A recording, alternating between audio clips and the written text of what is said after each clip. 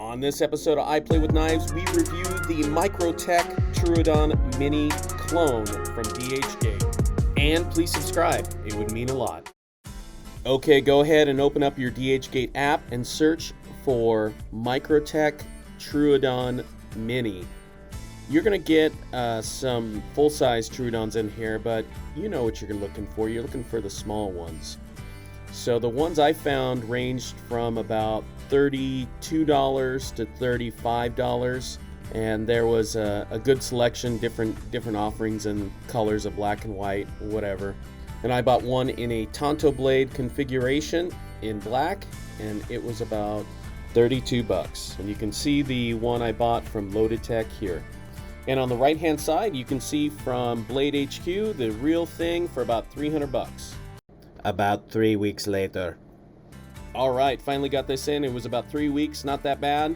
So, alright, this thing is little. It's a little guy. Got the knife, you got the little screwdriver for the tri-wing bolts. You got the box I'm going to throw away. And let's go ahead and see what this thing looks like. Yeah, it looks pretty cool. Yep. And see what this... Yeah, this is just a screwdriver for the tri-wing nuts. And I'll definitely keep that, not throw that away. We'll set that aside. Okay, let's look at this bad boy. This thing looks pretty good. You know, I've purchased a couple of these Microtech clones, and one thing about these knives is the outside coating never really keeps looking nice. It doesn't hold up. So what we know is it's going to look great right now, but in about 3 or 4 months you're going to get scratches on it, dings, it's going to be scraped, and that's one of the telltale signs on these clones is if you show anyone and it's all scratched up, it's a clone. So they look nice out of the box, but they don't hold up on the outside.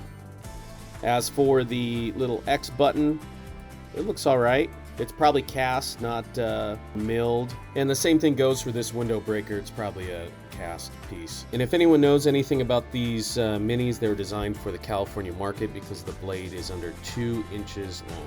Now, if you're planning to buy one of these, check your local laws to see if it's legal in your area. Let's see how this thing fires the first time. Oh, first time out. Not so good.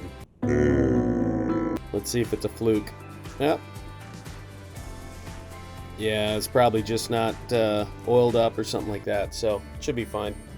The blade is kind of a cool Tonto design with that cutout on the top. It looks like it's stone washed, which is kind of a cool look to these knives. It is a tiny little blade, under 2 inches. This one has all the Microtech markings on the blade, which who knows if these things are accurate. One thing this knife has that looks pretty authentic from the pictures I see of the real ones is this one comes with the tri-wing bolt design, and I believe that's pretty accurate to the real ones. I'm sure they're designed or designed a little bit different, but they look pretty good. Alright, let's measure this thing up and see how it compares to all the specs. I've included the real Microtech specs on the right hand side. This one comes in at 2.36 ounces, which is heavier than the 2.21 ounces of a real one.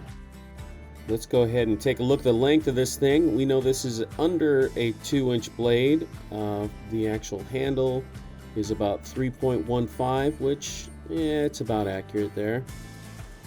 Let's go ahead, and the total length of this should be 5.375, which I would say that's pretty accurate. And the non-threatening California legal blade length of 1.99 inches. Congratulations, you can carry this in California, unless they change the laws. Alright, let's check how sharp this thing is. Hey, it fired and it actually worked. Alright, let's do this test here. First of all, this thing is less sharp than my last knife.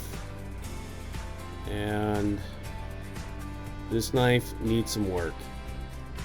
It is really powering through this paper to cut it on edge. I don't know if you watched my last video.